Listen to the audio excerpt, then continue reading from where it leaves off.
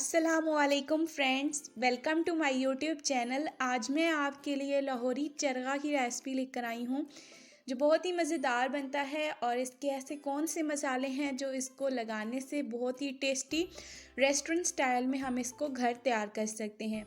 तो चलिए, आपने रेसिपी को लास्ट तक ज़रूर वॉच करना है ताकि आपसे कोई भी स्टेप मिस ना हो और आप भी मज़ेदार सा चरगा घर तैयार कर सकें। सबसे पहले यहाँ पे मैंने 1500 ग्राम का चिकन लिया है। फुल चिकन हमने लिया है और इसके ऊपर पच लगवा लिए हैं। पच पंजाबी ज़बान का लफ्ज़ है, मतलब आपने इसको कट्स लगा लेने हैं ताकि अच्छे तरीके से मसाले इसके अंदर लग सकें।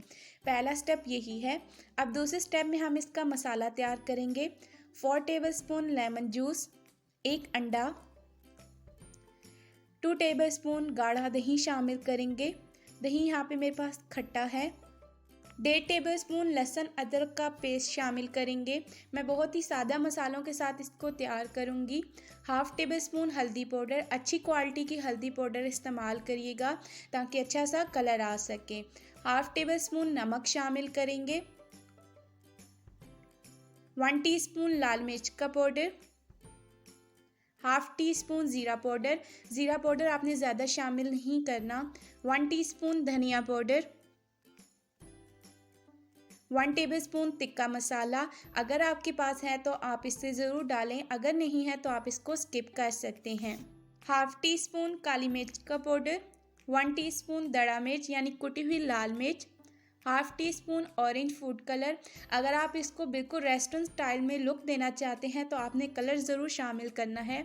अगर घर तैयार कर रहे हैं तब भी आप इसको ज़रूर शामिल करें ताकि अच्छा से इसका कलर आए और दिखने में भी ये बहुत अच्छा सा लगे। मसालों को अच्छे से मिक्स करेंगे। अगर आपके पास तिक्का मसाला नहीं है तो आप उसकी जगह 1/2 टेबलस्पून चाट मसाला शामिल कर सकते हैं। बैटर को आपने गाढ़ा रखना है, पतला बैटर नहीं होना चाहिए ताकि अच्छे से चिकन के ऊपर जब हम अप्लाई करें तो लग जाए। बैटर को हमने तैयार कर लिया है। अब हम चिकन के ऊपर अप्लाई करेंगे। थोड़ा थोड़ा सा मिक्सचर लेकर हाथों की मदद से हम अच्छे से चिकन के ऊपर लगाएंगे। जो हमने चिकन पे कट्स लगाए हैं हमने उसके अंदर भी अच्छे से मसाले को लगाना है। अगर आप हाथ के साथ लगाएंगे तो बहुत अच्छे से मसाला लग जाएगा। कोशिश करें कि आप भी हाथ के साथ ही लगाएं। इस बैटर को आपने चिकन के दोनों साइड पे अच्छे से लगाना है और चिकन के अंदर वाली साइड पर भी आपने अप्लाई करना है।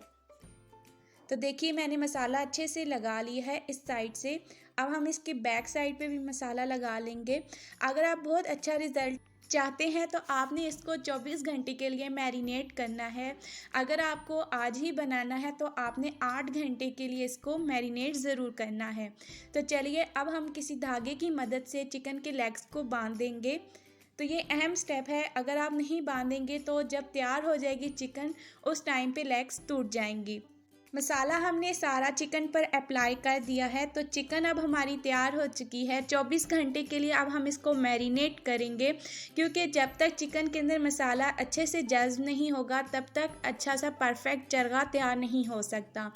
तो 24 घंटे के बाद यहाँ पर 2 टेबलस्पून कुकिंग ऑयल के शामिल करेंगे।